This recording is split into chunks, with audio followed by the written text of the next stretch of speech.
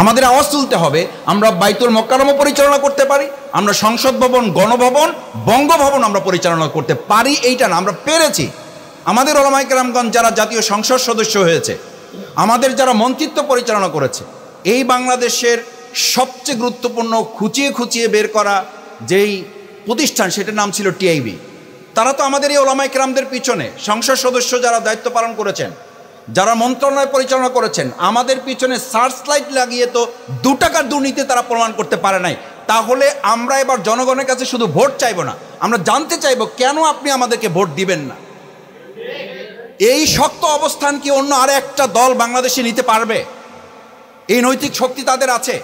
তাই সেই শক্তি আল্লাহ তাআলা আমাদেরকে, এটা আমাদের কোনো গর্ব না, এটা আমাদের কোনো কৃতিত্ব না, এটা আল্লাহ তাআলার একান্ত মেহেরবানি যে এই দুর্যোগের মধ্যে, এই ক্রান্তিকালের মধ্যে, এই সুদ ঘুষ দুর্নীতির মধ্যে, যেখানে 3 বার 4 বার 5 বার 10 বার আমাদের দেশ দুর্নীতিতে ফার্স্ট হয়েছে যারা করেছেন, সেটার মধ্যে থেকে আমরা আমাদেরকে এভাবে তুলে ধরেছি জাতির সামনে। সুতরাং আমাদেরকে যদি এখন কেউ জিজ্ঞেস করে যে ভাই আমরা পারবো কিনা, আমরা বলবো যে পারবো না, আমরা পেরেছি, আমরা প্রমাণ করতে পেরেছি। সুতরাং এখন আপনারা যদি আমাদেরকে সুযোগ দেন, সেই সুযোগটা কাজে লাগাবেন।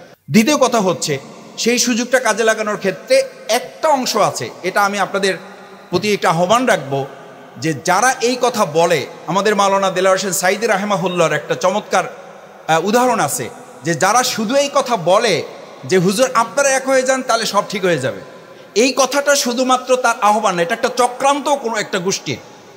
সেই চক্রান্তটা হচ্ছে ওই যে বলে, ওই হুজুর বলতেন আর কি, যে 5টা মানে ইলিশ মাছের দোকান দেখে তো আপনি মন খারাপ করার কথা না, বরং একটা ইলিশ মাছের দোকান থাকলে আপনি মন খারাপ হবে, যে বাধ্য হয়ে তো নিতেই হবে। তার মধ্যে একটু স্বৈরতান্ত্রিক মনোভাব থাকে যে আমি একাই তো, যা দাম বলবো নিতেই হবে।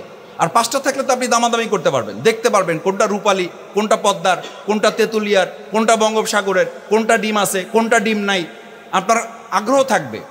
এখন আপনি 5টা দোকান থেকে যদি কোনো ইলিশ মাছ না নিয়ে বললেন যে ভাই দোকান 5টা মিলে একটা হন, না হলে আমি 2 কেজি খেসারির ডাল নিয়ে চলে গেলাম। এই কপাল পোড়া বদনসিবগুলো হচ্ছে তারা, যারা প্রকৃতপক্ষে ইসলাম ক্ষমতায় আসছে তার হাতটা কাটা যাবে, এই ভয়ে সে ইসলামকে ক্ষমতায় নিয়ে আসতে চায় না, সেটার অংশ হিসাবে। এই রাষ্ট্র তারা চায় না যারা ধর্ষণ করবে, ধর্ষণ করলে তার মাথা পাথর দিয়ে চূর্ণ বিচূর্ণ করা হবে, এই ভয় যারা চায় তারাই শরিয়া রাষ্ট্র কায়েম করতে চায় না।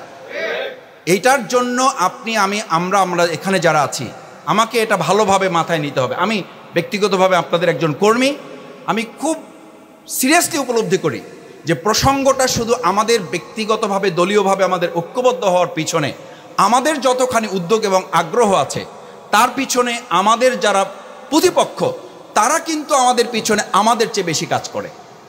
যখনই দেখে আমরা একটু কাছে আগেই যাই, তখনই দেখবেন আমাদের কদর একটু বেড়ে যায়। যেই আমাদের কদর আবার বেড়ে যায়, তখন আমরা মনে করি যে তাহলে বোধহয় ঠিক আছে, এবার থাক, এবার আর দরকার নাই, যেহেতু একটু কদর বাড়ছে। এই কদরটুকু আসলে আপনাকে এই জন্য বাড়ানো হয় না, এই কদরটুকু বাড়ছে এই কারণে যে ওই যে ব্যাঙ হাতির মাথায় লাথি মারে কেন, যে একটু আগে আমাদের একজন ভাই বললেন যে ব্যাঙ তো হাতির মাথায় লাথি মারে এই জন্য, তার পিছনে একটা পাওয়ার আছে। এই পাওয়ারটা হচ্ছে আমাদের বাংলাদেশ এবং বাংলাদেশের বাইরের পার্শ্ববর্তী একটা শক্তি আছে, কোনোভাবে এদেশের ওলামায়ে কেরাম ইসলামপন্থী দলকে সামনে এগুতে দিবে না।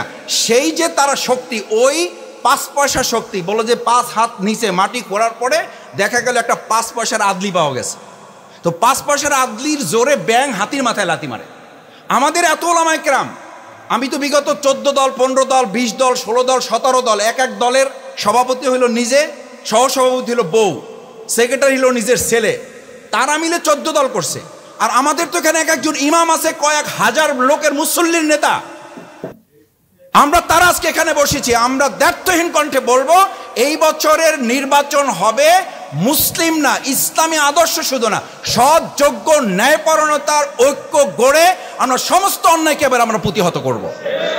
এই প্রতিহত করার ক্ষেত্রে যদি আমরা কাজ করি, আমি বিশ্বাস করি ব্যাঙ এবার হাতির মাথায় লাথি মারার সাহস পাবে না, বরং ব্যাঙকে আমরা প্রমাণ করব তুমি লাথি মারো এই কারণে যে তোমার 5 হাত মাটির নিচে 5 পয়সার একটা শক্তি আছে, সেটা দেশে এবং দেশের বাইরের একটা শক্তি তোমাকে লাথি মারতে বাধ্য করে।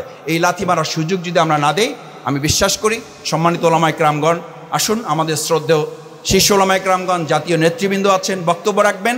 আমরা সবাই মিলে আমাদের প্রিয় মাতৃভূমি 2024-এর জুলাই আগস্টের গণ অভ্যুত্থান সহ এদেশের সমস্ত রাজনৈতিক আন্দোলনগুলোতে এবং ক্রাইসিস মুহূর্তগুলোতে যে ভূমিকা রেখেছে, সেই ভূমিকা আমাদের ওলামা কেরামকে সম্মানিত করার জন্যই, আমাদের শহীদের রক্ত বদলা নেওয়ার জন্য, আমাদের 2013 সালের শাপলা চত্বরের শহীদদের মর্যাদা রক্ষা করার জন্য, অন্তত এই সব কিছুর দিকে তাকিয়ে, আমাদের শহীদ মাওলানা মতিউর রহমান নিজামীর ফাঁসির দিকে তাকিয়ে, শহীদ আলী হাসান মোহাম্মদ মুজাহিদ রহমাহুল্লাহর ফাঁসির দিকে তাকিয়ে, আমাদের দেলোয়ার হোসেন সাঈদ রহমাহুল্লাহর ফাঁসির দিকে তাকিয়ে, আমাদের অসংখ্য হাফেজ আলেমদের রক্তের দিকে তাকিয়ে এবার আমাদের ব্যক্তিগত ইচ্ছা অনিচ্ছার প্রতিফলন না করে জাতীয় ওলামায়ে কেরাম এবং ইসলামপন্থী দেশপ্রেমিক জনতার প্রতিফলনকে আমরা যদি ধারণ করি, ইনশাআল্লাহ এই বছর এদেশের জনগণের প্রত্যাশা পূরণ হয়ে ইসলামী একটা কল্যাণমূলক রাষ্ট্রের দিকে আমরা ধাবিত হতে পারব।